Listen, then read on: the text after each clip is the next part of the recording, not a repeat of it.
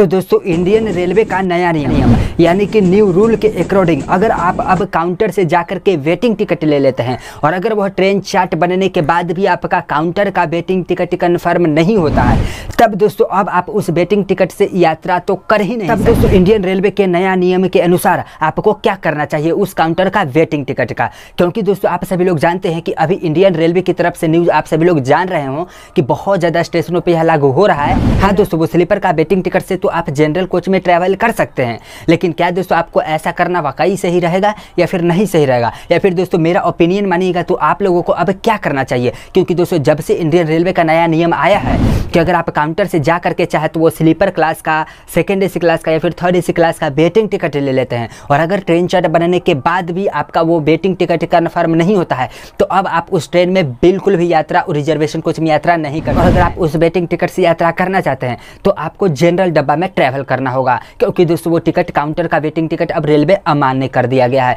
तो दोस्तों मेरे ओपिनियन के अनुसार से आप सभी लोगों को क्या करना चाहिए, तो यहाँ पर दोस्तों देखिए आप सभी लोगों को क्या करना चाहिए। क्योंकि वह टिकट कंफर्म नहीं हुआ है तो आप रिजर्वेशन कोच में यात्रा तो नहीं कर सकते हैं, तो अगर आप चाहें तो जनरल कोच में तो ट्रैवल कर सकते हैं, लेकिन दोस्तों यहाँ पर मेरा बात मानिएगा कि आप उस टिकट को करवा दीजिए कैंसिल, क्योंकि ट्रेन खुलने से आधा घंटा पहले आप टिकट को काउंटर पे कैंसिल करवा सकते हैं, तो वो टिकट को कैंसिल करवा लीजिए। अब आप सभी लोग बोलिएगा कि मैं जब टिकट को अपना वो कैंसिल करवा लिया हूँ काउंटर वेटिंग टिकट को, तो अब मैं ट्रैवल करूँगा कैसे, क्योंकि मेरे को तो ट्रैवल करना बहुत ही इंपॉर्टेंट है। तो और मेरे पास जो वेटिंग टिकट था तो मैं जनरल में भी ट्रैवल कर सकता था, तो अब तो मैं ट्रैवल भी नहीं कर सकता हूँ, अब मैं ट्रैवल कैसे करूँगा। तो दोस्तों यहाँ पर मैं बात कर देता हूँ कि अब आपको ट्रैवल करने के लिए आपको एक जनरल टिकट की ज़रूरत होगी। तो दोस्तों जनरल टिकट आप काउंटर से बुकिंग करवा लीजिएगा, उसके बाद ही दोस्तों ट्रैवल। अब दोस्तों आप सभी लोग कहिएगा कि मेरे पास तो पहले से काउंटर का वेटिंग टिकट था स्लीपर वाला, बट मैं उसको कैंसिल करवा के जनरल टिकट बुकिंग क्यों करवाऊँ, इसमें मेरे को फ़ायदा क्या है। तो दोस्तों इसमें आपको फ़ायदा है पैसा का। जी हाँ दोस्तों, मान के चलिए अगर आप लोग स्लीपर का जाकर के काउंटर का वेटिंग टिकट ले लेते हो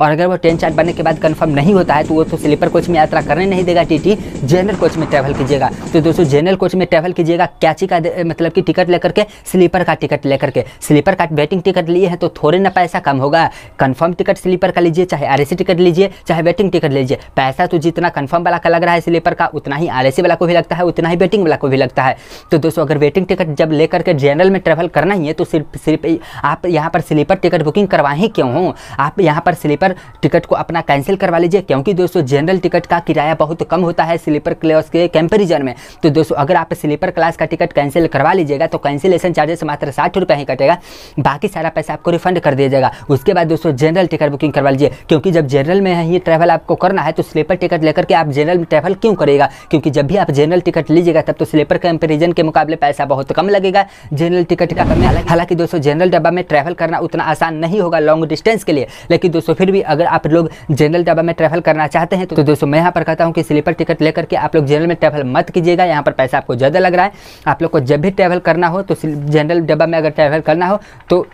अगर आपका स्लीपर टिकट है तो काउंटर पे जाकर के कैंसिल करवा लीजिए, कंफर्म नहीं हुआ तो आधा घंटा पहले आपका कैंसिल हो जाएगा, पैसा जैसे ही मिलेगा उसके बाद दोस्तों आप लोगों को क्या करिए जनरल टिकट बुकिंग करवा लीजिए, इससे आपको पैसा भी कम लग जाएगा। जनरल टिकट लेकर के आप लोग जनरल मतलब कि जनरल डब्बा में ट्रैवल भी आराम से कर सकेंगे, यहाँ पर आपको कोई प्रॉब्लम नहीं आएगी। तो दोस्तों अगर आपका काउंटर का waiting ticket train chart preparation के बाद भी कंफर्म नहीं होता है तो आप लोगों को क्या करना चाहिए, मैंने दोस्तों आप लोगों को एडवाइस दी है। वैसे दोस्तों आप अपने अकॉर्डिंग मान सकते हैं, क्योंकि दोस्तों इसमें आपका फ़ायदा ही है, आपको कुछ पैसा की बचत ही होगा। मान के चलिए दोस्तों जनरल का टिकट 200 रुपया किराया हो और स्लीपर का 500 रुपया हो, और अगर आपका स्लीपर का कंफर्म टिकट नहीं होता है तब तो 500 रुपया में आप जाने वाले हैं जनरल डब्बा से, आपको तो कोई सुविधा में नहीं मिलने वाला है। तो दोस्तों अगर ये 500 टिकट को मतलब 500 रुपये वाला टिकट को स्लीपर को कैंसिल करवाइएगा तो 60 रुपया कट करके 460 रुपये आपको पैसा वापस मिलेंगे, और फिर से आप 200 रुपये जनरल टिकट लेकर के ट्रैवल कीजिएगा तो दोस्तों यहाँ पर आपको 200 रुपया बचने ही। तो दोस्तों मैं आपको यही बता रहा था। सो दोस्तों फाइनली आज के इस वीडियो में मैंने आप सभी को बता दिया कि आप सभी लोगों को क्या करना चाहिए। वैसे दोस्तों मुझे नीचे कमेंट करके बताइए कि आप सभी लोग क्या करने वाले हैं इस कंडीशन में। अगर आपको यह वीडियो पसंद आई हो तो प्लीज़ वीडियो को लाइक कीजिए, और दोस्तों ये वीडियो जरूर अपने फ्रेंड के साथ शेयर कीजिएगा, अगर वो प्रॉब्लम में होंगे ट्रैवल करना चाहते हैं तो क्या करना चाहिए वो भी जान सकते। चलिए दोस्तों फिर मिलते हैं और इंटरेस्टिंग भर वीडियो में, तब तक के लिए जय हिंद, जय भारत, जय श्री राम। अगर आप यह जानना चाह रहे हैं कि वेटिंग टिकट कितने नंबर तक कंफर्म होता है तो इसके बाद मेरा एक वीडियो जाएगा, आप वहाँ पे क्लिक करके वो मेरा वीडियो उसको देख सकते हैं और यह जान सकते हैं। सो दोस्तों मैं आपसे वहीं मिलता हूँ, बाय।